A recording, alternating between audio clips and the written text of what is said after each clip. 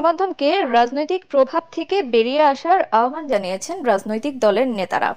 সকালে রাজধানীর চীন মৈত্রী সম্মেলন কেন্দ্রে বিজেসি আয়োজিত মতবিনিময় সভায় তারা এই আহ্বান জানান। এ সময় গণমাধ্যমের সংস্কার নিয়ে ঐকমত্য কমিশনের ভূমিকার সমালোচনা করে সংবাদকর্মীদের অধিকার আদায়ে সোচ্চার হওয়ার তাগিদ দেন তারা।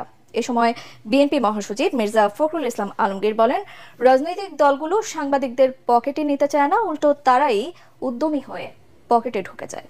আরো জানাচ্ছেন মুশফিকুর রহমান। গণমাধ্যম সংস্কার ও স্বাধীন সাংবাদিকতা নিশ্চিতে রাজনৈতিক অঙ্গীকার কি হবে সে বিষয়ে দেশের রাজনৈতিক দলগুলোর সাথে মতবিনিময়ের আয়োজন করে ব্রডকাস্ট জার্নালিস্ট সেন্টার বিজেসি। রাজধানীর চীন মৈত্রী সম্মেলন কেন্দ্রে আয়োজিত সভায় উঠে আসে রাষ্ট্র ও নাগরিক জীবনে স্বাধীনতার জন্য গণমাধ্যমের ভূমিকার কথা। এ সময় বিগত 15 বছরে গণমাধ্যমের বিরুদ্ধে ওঠা নানা অভিযোগ নিয়ে আলোচনা হলেও তার সমাধানে অন্তর্বর্তী সরকার ও ঐকমত্য কমিশনের ভূমিকা নিয়েও প্রশ্ন তুলেছেন রাজনীতিকরা। সাংবাদিকতার সংজ্ঞা তৈরি করা দরকার, সাংবাদিকতা কারা আসলে যুক্ত হচ্ছেন সেটার এনলিস্টমেন্ট দরকার, রেজিস্ট্রেশন দরকার, এবং তাদের যেমন নিজেদের আর্থিক নিশ্চয়তা দরকার মর্যাদাপূর্ণ জীবনের, তেমনি আবার তাদের কোড অফ এথিক্স থাকা দরকার। এই যে এত বড় একটা সংস্কার গেল, এই সংস্কারের মধ্যে আমাদের মিডিয়াগুলো কি ভূমিকা রেখেছে? এখনো যেগুলো আপনারা বলছেন নিজেদের দাবি দেওয়ার কথা বলছেন, তো এটা যারা ক্ষমতায় যাবেন তাদের কাছেই বলবেন, বর্তমান সরকারের কাছে এগুলো বলে আর লাভই নাই। আমাদের যেমন সীমাবদ্ধতা আছে, ব্যক্তিগতভাবে আমাদের ত্রুটি আছে, সেগুলোকে তুলে ধরে আমাদেরকে শাসন করার দায়িত্ব আপনাদের আছে। এদিকে স্বাধীন গণমাধ্যম প্রতিষ্ঠায় নানা বাধার কথা উঠে আসে আলোচনায়। গণমাধ্যমকে আমরা ফোর্থ স্টেট বলি, ওয়াচডগ বলি, কিন্তু গণমাধ্যমে এটা ঠিক যে কাজের পরিবেশটা কোনো সরকারই দেয় নাই। সম্প্রতিকালে কি আমরা দখলদারিত্ব দেখিনি? সাংবাদিকদের উপরে অহেতুক মামলা সহ বিভিন্ন ঘটনা কি আমরা দেখিনি? এ সময় গণমাধ্যমের স্বাধীনতা হরণের জন্য সাংবাদিকরাও কিছুটা দায়ী উল্লেখ করে বিএনপি মহাসচিব মির্জা ফখরুল ইসলাম আলমগীর বলেন, সাংবাদিকরা নিজেরাই নানা দলের হয়ে বিভিন্ন ইউনিয়ন গড়ে তুলছে। স্বাধীন গণমাধ্যম আমরা দেখতে চাই, সেটাকে তৈরি করতে চাই। সেই জন্য আমরা তখনই কমিট করেছিলাম যে আমরা একটা কমিশন তৈরি করব। তো কমিশন ইতিমধ্যে তৈরি হয়েছে। দুঃখের সঙ্গে আমরা জানলাম যে কমিশনের রিপোর্ট তৈরি হয়েছে, কিন্তু রিপোর্টে কোনো আলোচনা হয়নি পরবর্তীকালে। রাজনৈতিক দলগুলো তো আপনার কাউকে পকেটের মধ্যে নিতে চায় না, আপনারা যদি পকেটে ঢুকে যান তখন কিন্তু দ্যাট বিকামস আ প্রবলেম।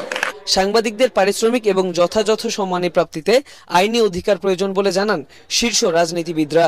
সাংবাদিকরা যারা হয়রানির শিকার হয়েছেন ডিএসএ বা আইসিটি বা সিএস এর মাধ্যমে, তারা তো দাবি করতে পারেন যে তারা ক্ষতিপূরণ পাবেন, এবং অবশ্যই সেই দাবিটা শুধু এরকম সভা সমাবেশে না, তারা আদালতের কাছেও গিয়ে বলতে পারেন। তো নর্মস ভুলে যে নাগরিককে হেয় প্রতিপন্ন করছেন, বিভ্রান্ত করছেন মানুষকে, এইটার থেকে মুক্তির জন্য আপনারা একটা ফর্মুলা বের করেন, যে ফর্মুলায় আসলে নাগরিকরাও সুরক্ষিত হবে।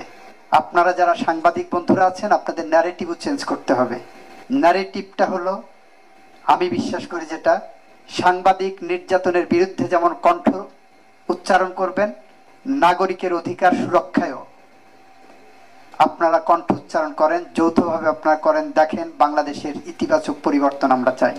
অবাধ, সুষ্ঠু, নিরপেক্ষ ও অংশগ্রহণমূলক নির্বাচন আয়োজনে কমনওয়েলথের সহযোগিতা চেয়েছেন প্রধান উপদেষ্টা ডক্টর মোহাম্মদ ইউনূস।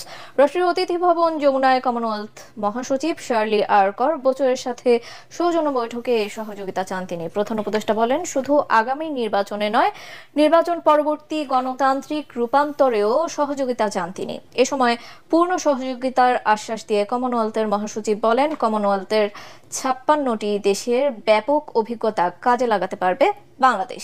জাতীয় নির্বাচনে একাধিক পর্যবেক্ষক টিম পাঠানোর প্রস্তুতি রয়েছে বলেও জানান তিনি। এছাড়া বৈঠকে যুব ক্ষমতায়ন, উদ্যোক্তা উন্নয়ন ও সামাজিক ব্যবসা নিয়ে আলোচনা হয়।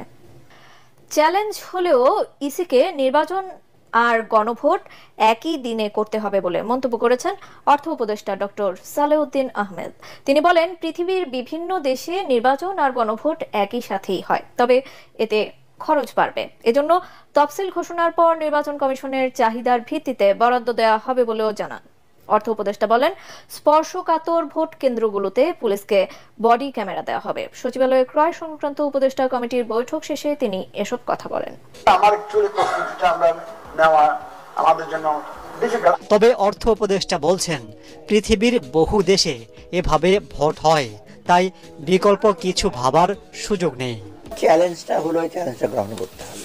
একই দিনে করা, তাই না, যেটা সরকার থেকে সিদ্ধান্ত নিয়েছে, আমরা যেটা প্রধান উপদেষ্টা বলে দিয়েছে একদিকে করা, কারণ 2 দিন করা জিনিসটা মানে এত এন্টায়ার জিনিস রিটার্নিং অফিসার মোবিলাইজ করা, আপনি জানেন এটা খুব সোজা কাজ না। কিছু কিছু ব্যাংকের অফিসার, জুনিয়র অফিসার, তারাও তো ডিউটিতে যাবে, স্কুলের টিচাররা যাবে, আপনি 2 দিন নিয়ে আসবেন, তাদেরকে বিষয় করবেন, এগুলো অর্থাৎ একদিনে করাটা পৃথিবীর অনেক বেশি তো এরকম হয়তো, তাই না।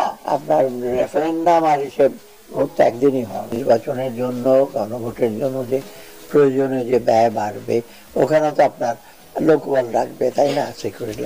এটা আমরা বলেছি ওপেন, আমাদের বাজেটটা এখন আমরা রিভাইজ করছি। তা নির্বাচনটা আমার মনে হয় শিডিউল ঘোষণার পরে বোধহয় ওরা আর নতুন করে কোনো খরচ, কন্টিনিউসলি খরচ থাকতে পারে, তাই না, ইমার্জেন্সি খরচ থাকতে পারে, সেটা তো মিট করা যাবে। সেটা তাদেরও কিছু ফান্ড আছে ফাইন্যান্স মিনিস্ট্রি, অর্থাৎ নির্বাচনের ব্যাপারে কোনো চিন্তা করার দরকার নাই। তিনি জানান, সব ভোট কেন্দ্রে নয়, শুধুমাত্র ঝুঁকিপূর্ণ কেন্দ্রগুলোতে পুলিশকে বডি ক্যামেরা দেয়া হবে। ওখানে তো ইনভলভ কিন্তু স্বরাষ্ট্র মন্ত্রণালয় ডিরেক্টলি, এবং ইসিরও কিন্তু কেনার ব্যাপারে, বডি ক্যামেরার ব্যাপারে দায়িত্ব না। ইসি বলে দেবে যে এইসব জায়গায় তোমরা নেবে, এবং ক্যামেরা বা কি কি সুরক্ষা করবে, এটা স্বরাষ্ট্র মন্ত্রণালয়, ওদের পুলিশ, বিজিবি আছে। তিনি আরও জানান, চালের দাম বাড়তে থাকায় আমদানির সিদ্ধান্ত নিয়েছে সরকার। চালটা নন বাসমতি ভারত থেকে